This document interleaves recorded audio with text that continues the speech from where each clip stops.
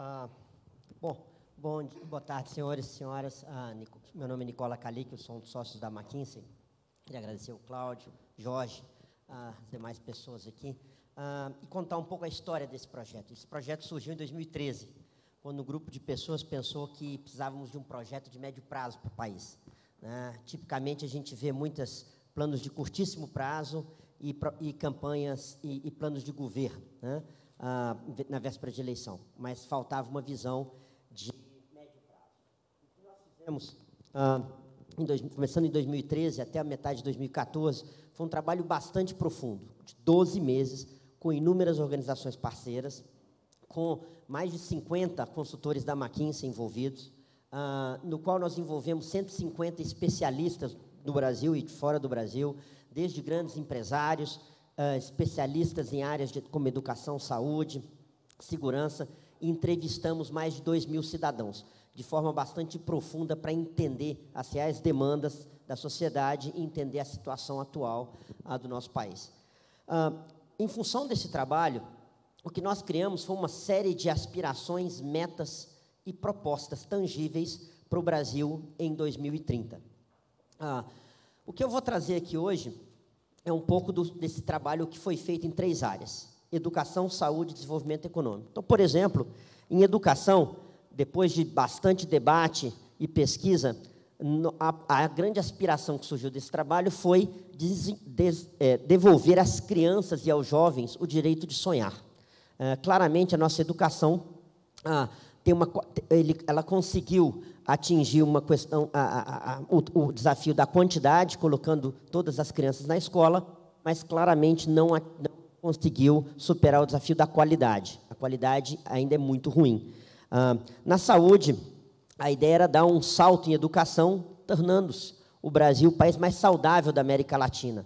Não estamos buscando nenhuma aspiração absolutamente fora de propósito, ou que não fosse possível obter em 16 anos. E o desenvolvimento econômico, aumentar a prosperidade através de um modelo de desenvolvimento sustentável e inclusivo, coisas que no Brasil, nos últimos anos, nós não temos visto. Essas aspirações foram detalhadas, foram dobradas em metas, e eu vejo algumas pessoas até tirando foto. Podem tirar foto do slide se quiserem, mas depois nós vamos oferecer a apresentação para todos vocês, está à disposição. Essas aspirações foram detalhadas em metas de alto nível e propostas efetivas para atingir lá. Então, por exemplo, novamente, educação é aumentar a conclusão da taxa da educação básica de 95% dos jovens, com idade de 19 anos. Hoje nós temos uma taxa muito abaixo disso, ou tínhamos uma taxa muito abaixo disso. Figurar em 2030 entre os 30 primeiros países do PISA. Nada extremamente ambicioso, mas ser pelo menos um dos países que tem uma nota do PISA médio a nível mundial. E assim sucessivamente. Saúde, ter a maior expectativa de vida na América Latina, desenvolvimento econômico, dobrar o PIB per capita em 16 anos. Nós vemos países muito maiores, como a Índia e a China, conseguindo fazer isso em 7 a 10 anos. Nós estávamos propondo fazer isso em 16 anos. E acelerar o crescimento da produtividade. A produtividade é fundamental para o crescimento econômico. O que nós fizemos em 2018 foi, até através de uma provocação do CLP, nós da McKinsey fizemos uma atualização no sentido de olhar cada uma daquelas metas, o que aconteceu, onde a gente avançou em linha com a aspiração e as metas, onde a gente teve algum avanço, mas não suficiente para atingir a aspiração, onde ficou estagnado e onde retrocedeu. Infelizmente, o resultado é bastante não satisfatório e triste, como brasileiros. Nós vemos que todos os indicadores de desenvolvimento econômico retrocederam, quase todos da educação ficaram estagnados e um retrocedeu. E em saúde tivemos alguns pequenos avanços em alguns desses temas. O que eu vou fazer agora é entrar um pouco em detalhe nesse raio-x. O que nós observamos nesse quadro, se nós olharmos os investimentos que fizemos em educação como país, tanto em valores absolutos, valores constantes, quanto como porcentagem do PIB, a sociedade aumentou bastante o seu investimento em educação. Nós dobramos o investimento real em educação em 12 anos. Infelizmente, os resultados não vieram. Os nossos resultados do PISA se mantiveram absolutamente, não absolutamente, mas bastante próximos de constantes. E o Brasil saiu de um patamar de 31 entre 32 países para 63 entre 70 países. Claramente, não estamos na direção de chegar entre os 30 principais países no resultado do PISA. Para vocês terem uma ideia mais tangível, para a gente não falar simplesmente em números, né, e dados macro, o que nós observamos é que 55% das crianças de 8 anos não conseguem fazer uma soma de 24 mais 17. Reconhecer que uma nota de R$2 é igual a 4 moedas de 50 centavos. Ou completar uma frase simples, dando uma narrativa bastante simples.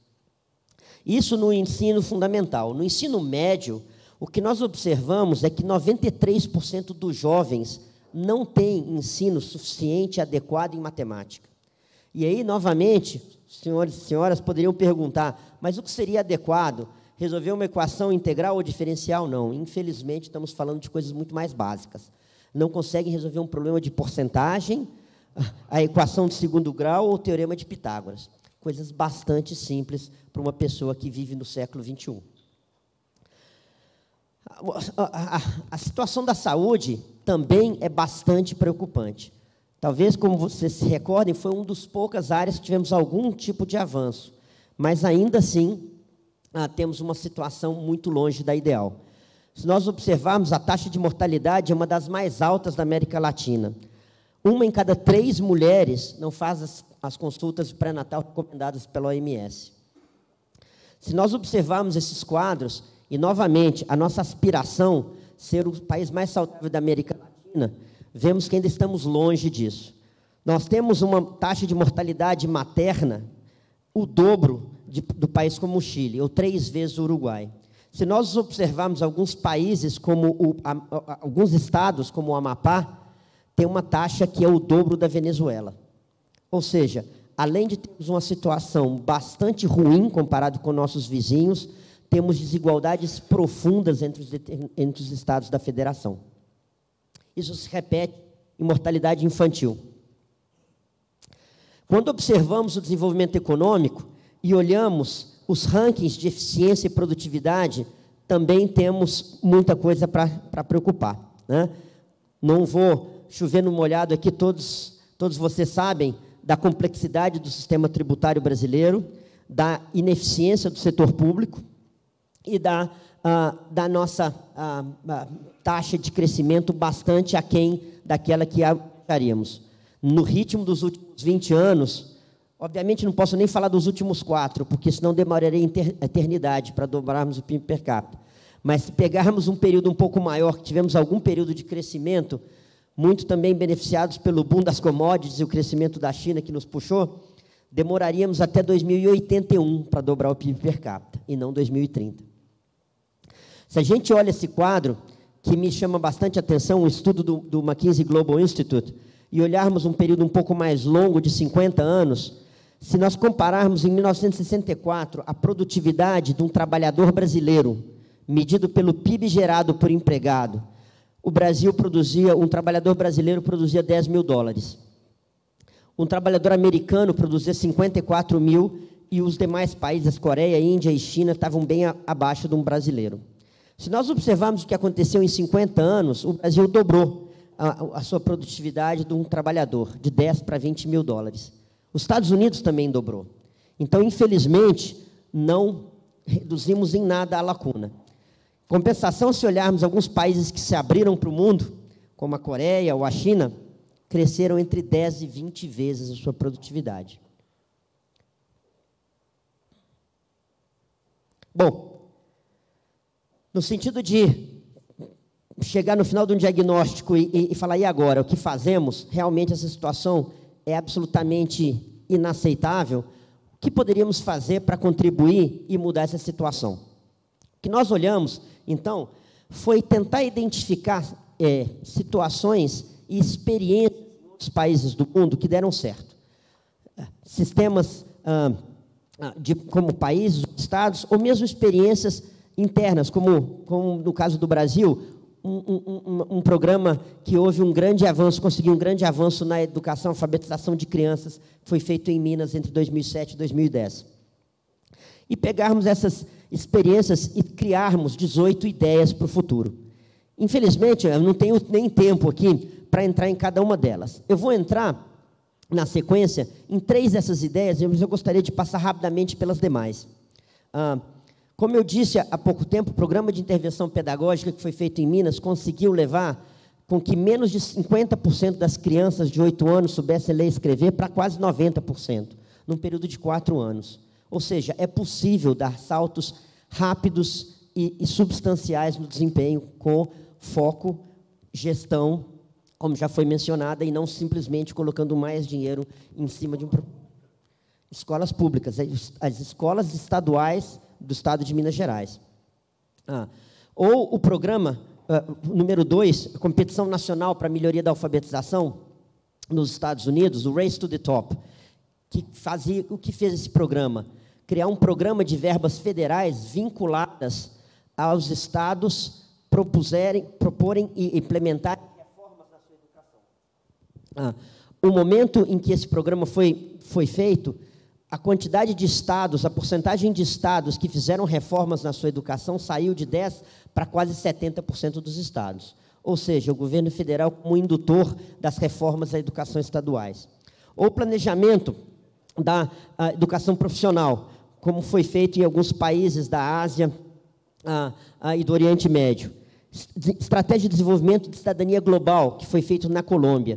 O que a gente observa é que, no Brasil, a grande maioria dos professores de inglês não falam inglês.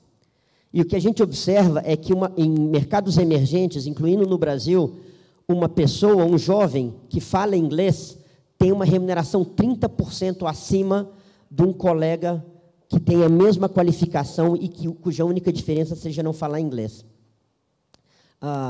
Ou seja, no momento de crise como o Brasil vive, se você fala inglês, você consegue entrar na internet e arrumar talvez algum emprego, se você é um designer, para resolver o problema de um logo de uma marca na Índia. Mas se você não fala, infelizmente, você está focado no mercado brasileiro.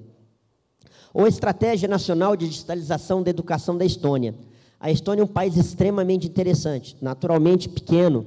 O Brasil tem dimensões continentais, mas a Estônia conseguiu, através de um programa profundo de digitalização do governo, mover e ser atualmente o terceiro maior resultado do PISA em educação, através de uma estratégia profunda de digitalização do governo, de diferentes áreas do governo, incluindo da educação. Ou a estratégia de expansão da educação para a primeira infância, isso eu vou entrar mais em detalhe. Ou a estratégia de capacitação de professores a nível estadual e municipal. O que, obviamente, nós tivemos Muito obrigado. Nós tivemos a oportunidade de participar junto desse projeto em Minas, do Programa de Intervenção Pedagógica. O que nós observamos é que nas redes estaduais e municipais de ensino, existem muitos professores que realmente têm vontade de ensinar. O problema não é dentro daquela famosa matriz skill-will, não é o will, é o skill. Obviamente, muitos não têm vontade, mas muitos têm vontade, mas não têm competência e capacidade. Então, um programa de capacitação é absolutamente fundamental e vários estados dos Estados Unidos fizeram isso. Na saúde, nós observamos também inúmeras medidas que poderiam ser implementadas imediatamente no Brasil, como, por exemplo, a estruturação do prontuário eletrônico, vou entrar na sequência, ou a estruturação da telesaúde. No Brasil não existe regulamentação para a telesaúde, mas o CRM, na ausência de regulamentação, colocou uma norma, instituiu uma norma, que qualquer consulta de telesaúde precisa ter um médico presente na sala. Ou seja, em vez da gente conseguir reduzir o custo, a gente duplicou o custo com essa medida. Ou a melhoria de gestão dos hospitais. Os hospitais, como as escolas ou qualquer fábrica, ela tem uma produção, ela tem uma capacidade de otimização da sua operação. E alguns sistemas que fizeram essa otimização reduziram o custo entre 30% e 50%, o custo por leito, ou o custo da gestão do hospital. Estratégia de distribuição e compra de medicamentos. Hoje, metade dos estados brasileiros tem medicamentos que vencem por falta de capacidade de planejamento, de demanda e de distribuição dos medicamentos. Ou estratégia de expansão de atendimento básico por unidades móveis. Países como a Índia, ou outros países também de dimensões continentais, com populações espalhadas em cidades pequenas, utilizaram unidades móveis, como hospital em rodas, que vão até a população, ao invés de esperar a população pegar ônibus e ocupar e tentar ir numa outra cidade para ter acesso a um hospital.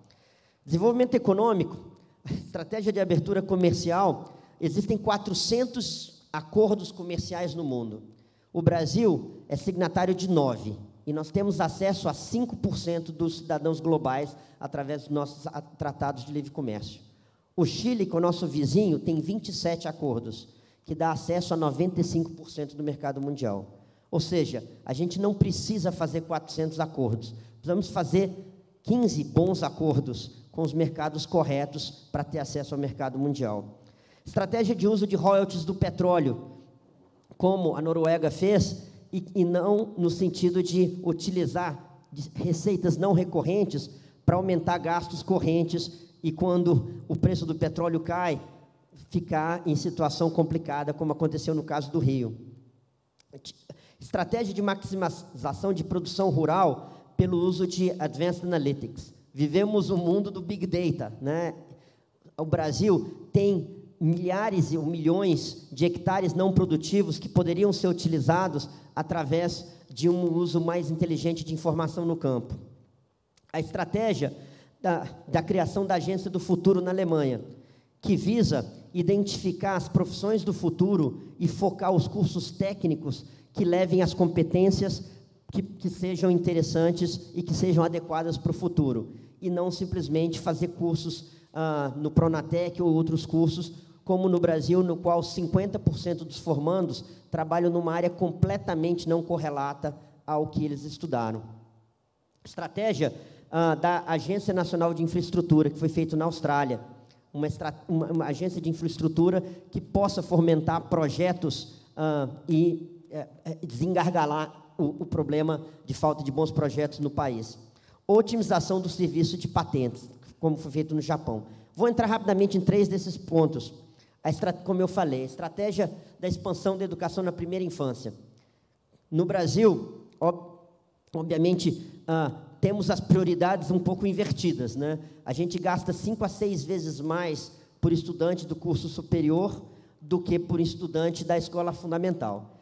E temos 2/3 das crianças que não têm acesso à creche entre 0 e 3 anos. É provado por inúmeros estudos que a cada R$1 investido na primeira infância, você tem um benefício econômico de R$7. Então, é de se pensar como que as nossas políticas públicas são feitas. Isso, naturalmente, a gente deixa para os políticos refletirem, mas nós, como sociedade, talvez temos que ter essa discussão e fazer as perguntas corretas. A Malásia foi um exemplo que viu isso, um país que fez isso e rapidamente conseguiu mudar essa situação.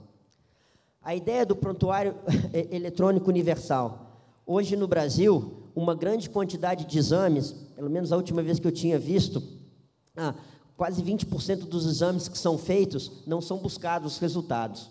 Um paciente que muda de hospital, ou muda de cidade, ou muda de estado, tem que fazer todos os exames de novo, ou tem que contar toda a sua história de novo, porque não existe uma informação única. De novo, gente, no mundo do século XXI. Isso, nos Estados Unidos, 75% dos hospitais já usam prontuários eletrônicos. A Inglaterra consolida e divulga de indicadores periodicamente, dando transparência, reduzindo, de novo, o custo da saúde dramaticamente. O custo da saúde vai ser uma conta impagável se não melhorarmos dramaticamente a produtividade do setor. E, por último, a ideia da reestruturação da agência de patentes. O que a gente observa hoje no Brasil é que demora-se entre 10 e 14 anos para registrar uma patente no Brasil. Qual o incentivo à inovação se você não consegue registrar suas patentes? Aí nós fomos olhar E, possivelmente, a resposta deveria ser que temos muitos pedidos de patentes, né? Infelizmente, não é o caso. O número de pedidos de patentes no Japão é 65 vezes maior que no Brasil. O que foi feito no Japão? Novamente, uma reestruturação completa da agência, utilizando processos digitais, de tal forma que eles conseguem se tornar a agência mais eficiente do mundo e, em menos de um ano, a publicar, a outorgar ou não uma patente. Ou seja, gente, existe muita coisa que pode fazer. O que eu gostaria aqui, até para terminar esse relato com relação ao estudo, é uma reflexão para que os senhores que vão debater depois pensem, né? E essa frase sempre me chama a atenção, que é a frase do Einstein, que eu sempre tenho para mim, quando eu chego em alguma empresa ou algum governo que eu estou pensando sobre a estratégia. E a gente chega à conclusão que insanidade é fazer a mesma coisa e esperar resultados diferentes. Infelizmente, no Brasil, a gente tem repetido a mesma coisa, tentando fazer um pouquinho melhor ou um pouco menos, ou um pouco diferente. Talvez seja a hora da gente pensar em soluções realmente diferentes e utilizar exemplos de fora com quem a gente possa aprender. Bom, meu tempo é isso. Muito obrigado. Espero que eu tenha contribuído para a reflexão.